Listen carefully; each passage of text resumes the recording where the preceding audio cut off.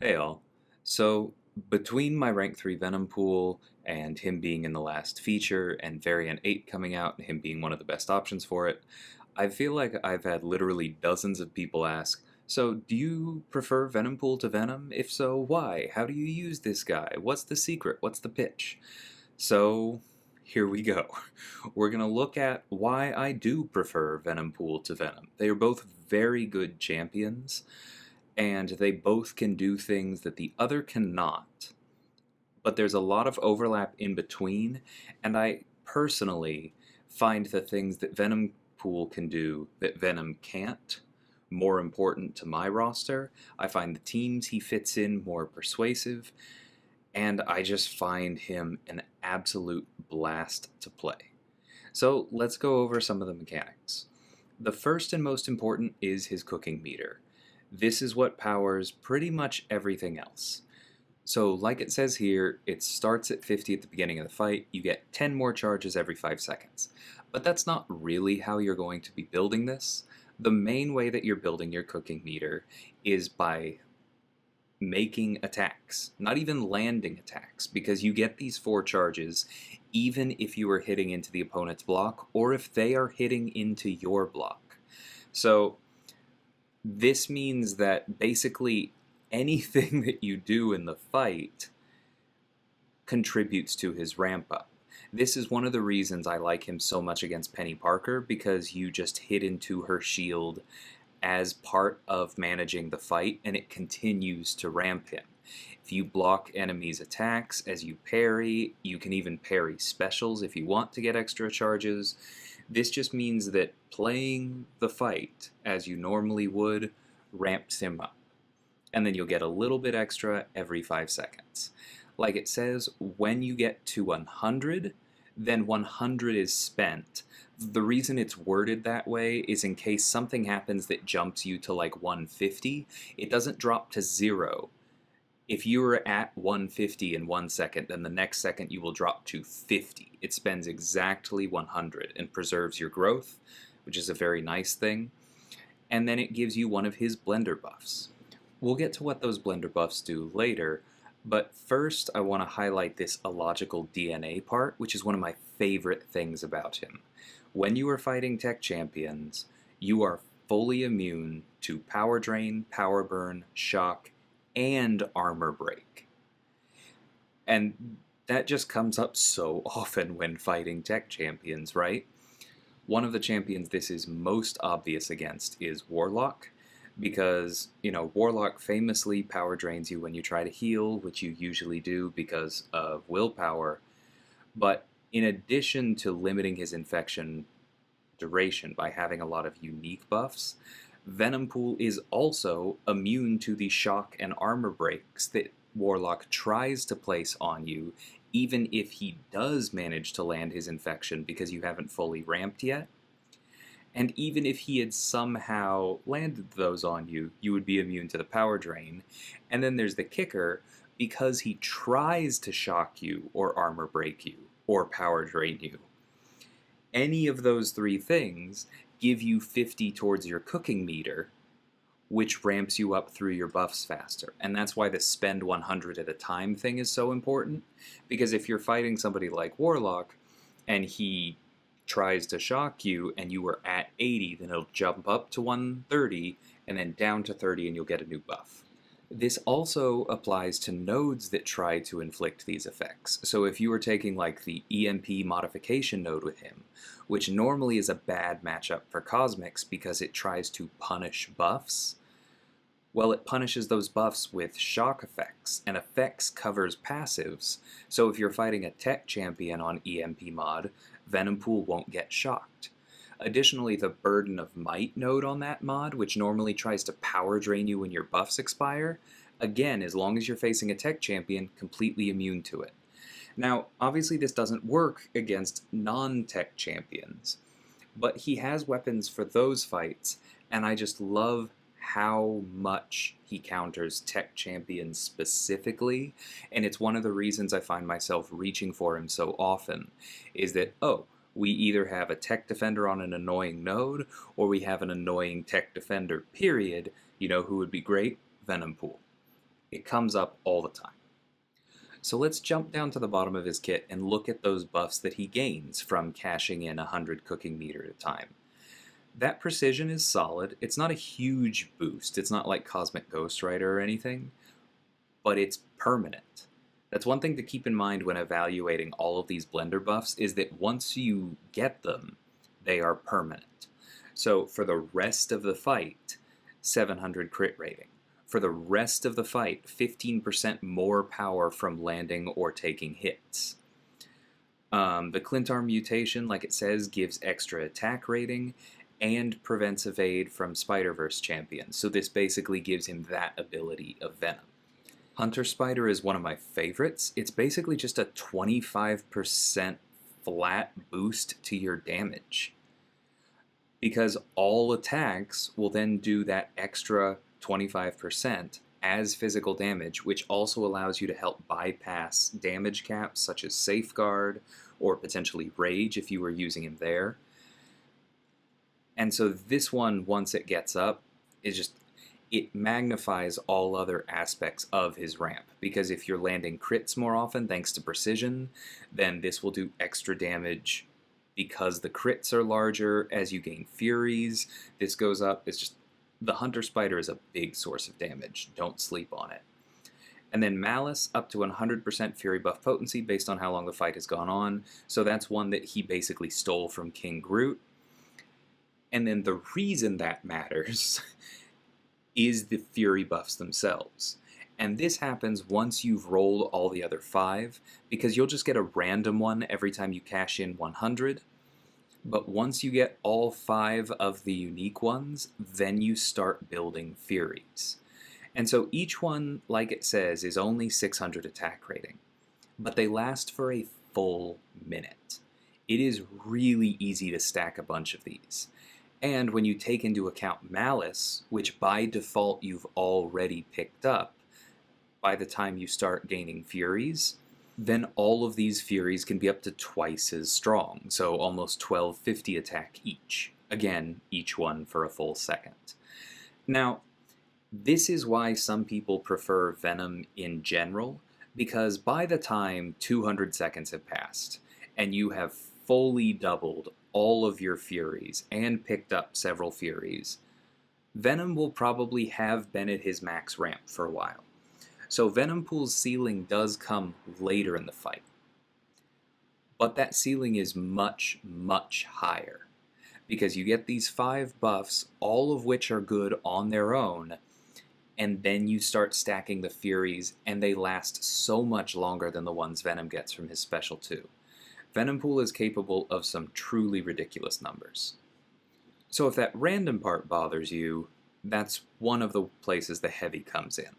If you don't like the buff that you rolled, which often is if you rolled Malice first and it's not going to matter anytime soon because you don't have any Furies up, then you can throw the heavy and it will just re-roll it. Again, much like Venom. The other thing it does is it gives you this vicious buff.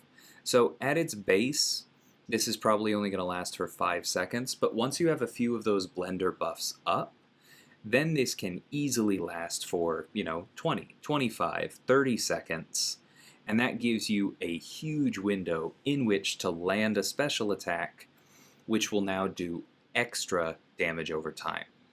Like the next part says, all of his special attacks will inflict a bleed, or if you're fighting a robot, will inflict a degen, which lasts 6 seconds on its base and does 3,700 damage per level of special attack used. So the special 3 will do 3 times that much damage.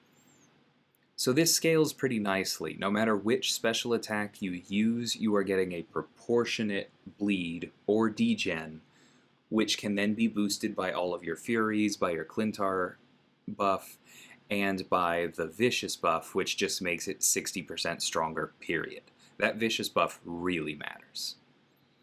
So then the question comes, which special should you be using? And in most fights, if the opponent has pretty much any buffs at all, I recommend the special 1 as your default early on, because it can om-nom those buffs, and then that feeds your cooking meter. And this can feed your meter quite a bit very quickly, because remember, each hit can do that. It's important to note that the Omnom is not coded as a nullify. So it is not prevented by something like Mystic Ward. It bypasses nullify immunity, and if there is something that's supposed to punish nullification, like the return policy node that shows up in War, this doesn't trigger that either. So it's a very powerful effect. And then if the buffs included armor up, then you get this very potent regen. So he doesn't regen against every buff the way that Venom does, but when he's fighting a champ that has armor up, like Nimrod, Red Skull, a lot of tech champions, then it is really easy for him to heal a ton. The Special 2 is probably my least used, and that's mainly because this first bullet point is just not very reliable. So the attack has to intercept the opponent in order to inflict this stun, but that means that the actual sword hit has to land before the opponent's medium animation is completed.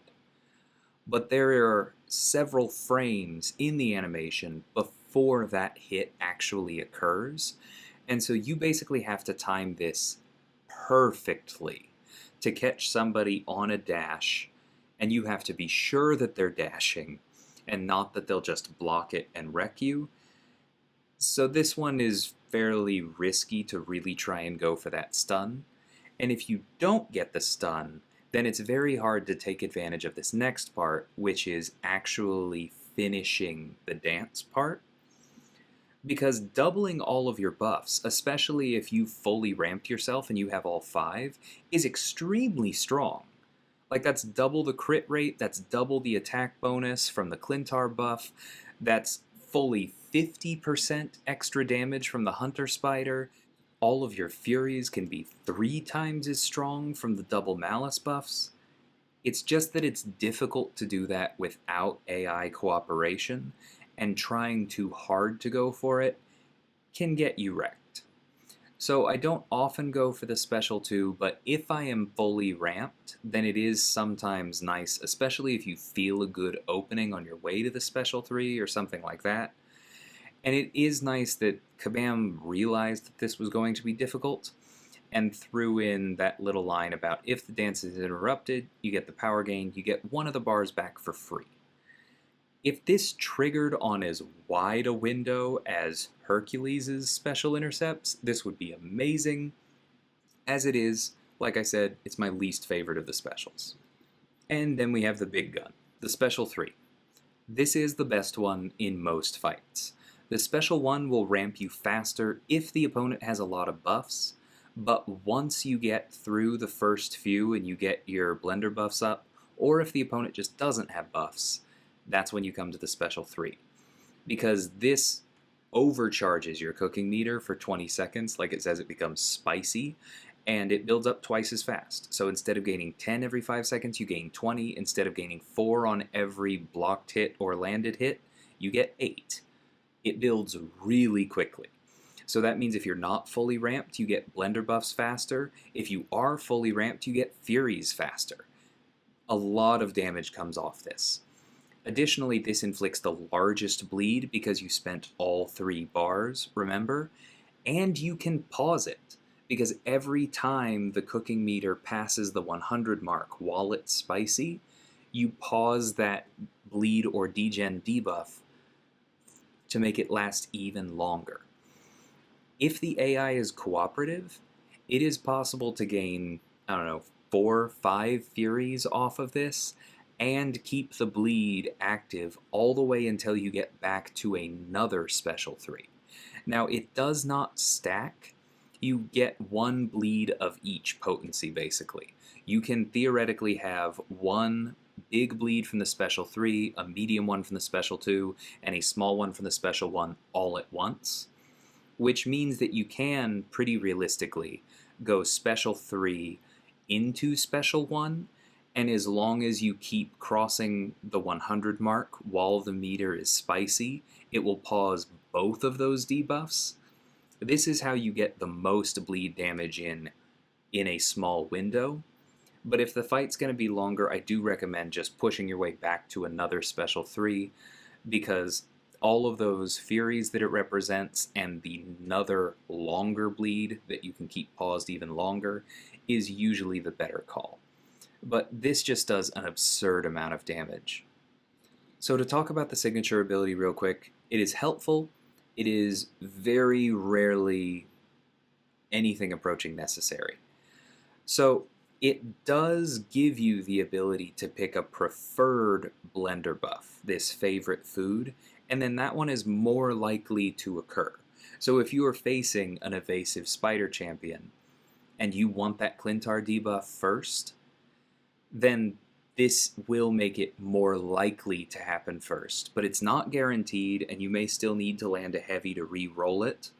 It does seem to apply to the re-roll as well, so if you don't get the preferred buff right away, you're very likely to get it after you land a heavy.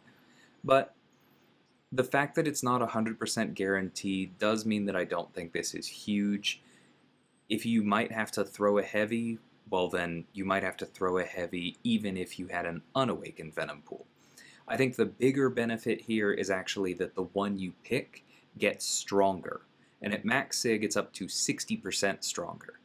So if you remember what I said about, let's just take the Hunter Spider buff, that one does 25% extra damage. If you make that 60% stronger, then it means that you're doing 40% extra damage on all hits because it's boosting the extra physical damage.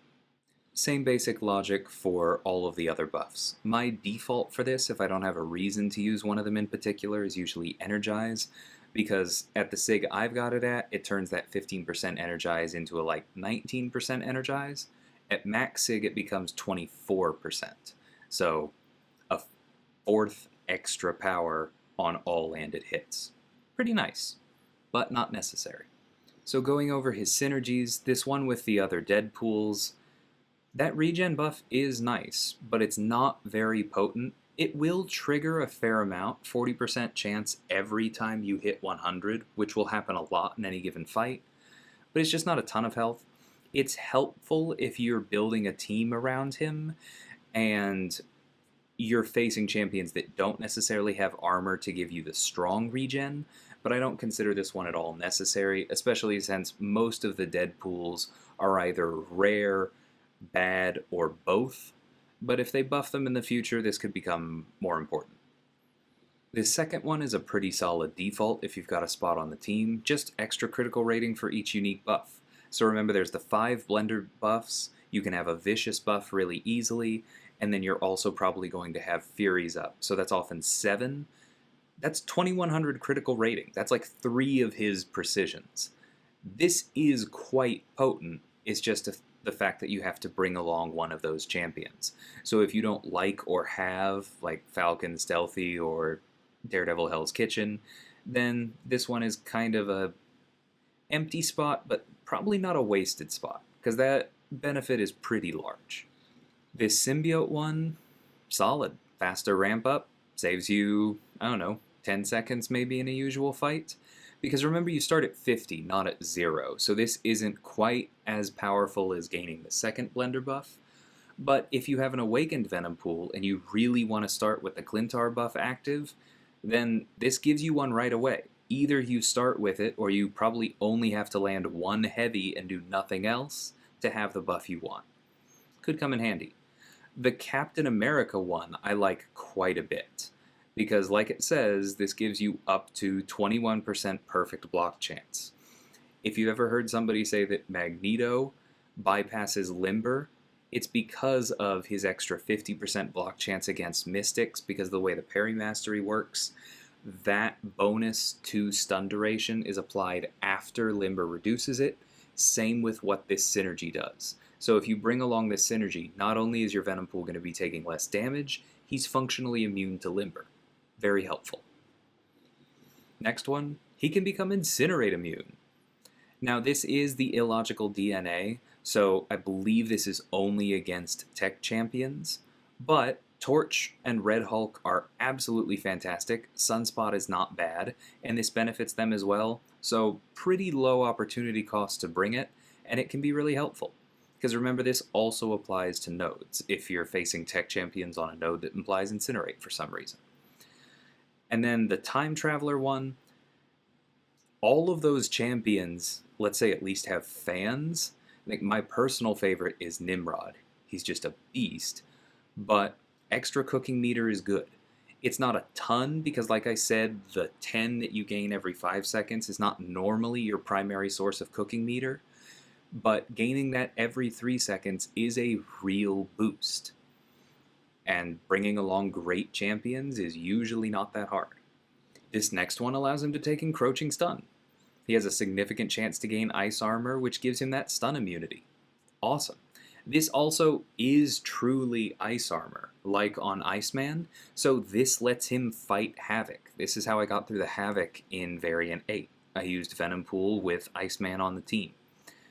Very strong, and it keeps coming back or has a chance to come back whenever you hit 100. So this last one I've never actually used myself because of these 4, I consider only iHulk to be a usable champion, and I don't have him at a usable rarity. But I do think it's okay for the special one. It's slightly easier to get the intercept off of that Tentacle Whip than it is off of the Sword Spin. But there's no real benefit to stunning on the special one other than just getting in extra hits. So it's not a huge effect there. And then I don't think it works on the special 3 because you can't actually intercept with the special 3. I tested it a few different ways, both just vanilla and when the opponent was charging so that it interrupted their dash animation. Neither worked, so I really don't think this synergy is too important. And then every last one of those synergies gives a small but meaningful effect to everyone else. So, awesome. This is actually his synergy with Massacre, but it's amazing for both of them. It makes Massacre work better, his rotation becomes much smoother with a longer ignited duration, and for Venompool, it's massive. All debuffs and buffs have their durations increased by 25%. So longer bleeds, longer degens, longer furies, longer vicious buffs, longer regens. It works for everything, and additionally, it works for stuns. So even if you didn't bring Captain America, this also lets you bypass Limber. So there's 2 different ways of dealing with that particularly annoying node. And then 2 synergies that are useful for almost every Cosmic Champion in the game. Here we have Reed's synergy with, notably, Massacre, who had the amazing one we just looked at. So you can bring the 3 of them and get both of these synergies for Venompool. Landing hits causes each of your buffs to be paused 4.2 seconds. Now it's only one of each of your buffs, so with Venompool, that's only one of his Furies, but it does pause the Vicious buff. If you have a regen up, it pauses that, and even pausing the one Fury can have a real effect on the fight, so this is quite good. And then the other one is Captain America Infinity War's Cosmic Synergy, which just increases buff duration by 25%, period. So this would work on all of your Furies at once. It might not be as much of a boost as all of those small pauses would add up to, but it works on all of them at once, so really solid. Additionally, this stacks with the Massacre synergy, so all of your buff durations would be increased by 50% as their baseline. We're talking 90-second Furies. Yeah, this just gets really good really quickly. So now we're just going to close this out with one of my fights from map 8. This is Super Scroll on the double buffed up lane, so he doesn't take any damage unless both you and he has 3 buffs up. And also when you knock him down, he gains a Cruelty, which allows him to crit through block, which means that if he throws his special 2 and gains a bunch of Furies and crits through your block, he can just delete a rank 3 attacker very quickly. It's a painful node, but it's not going to look that way because of how good Venompool is for this. He's constantly healing from the armor breaks. On this particular week, he didn't have to worry about the falter because of the vigilance. He's doing tons of damage, ramping very quickly from omnomming all the buffs. Just a fantastic counter. Even if Super Scroll throws a nasty special 2 into his block, he's just going to heal it back up. So I hope you guys enjoyed this. I hope this helps demystify why Venompool has so many fans, or if you're already a fan of Venompool, maybe this helped you see a part of his kit that you hadn't fully appreciated yet, or maybe you just already love him and know him fully and you just enjoyed this, in which case, thanks for hanging out. But I am also going to link one of my last war videos from the end of Season 11, where I brought him to Tier 1 War for the most important war of our season, where we had to win to get Masters, and you'll see just how well Venompool did there. Again, I hope this was helpful. I know these guides are long, but I really enjoyed making them, and I always appreciate the feedback on them. So, thanks so much for watching. Until next time, take care.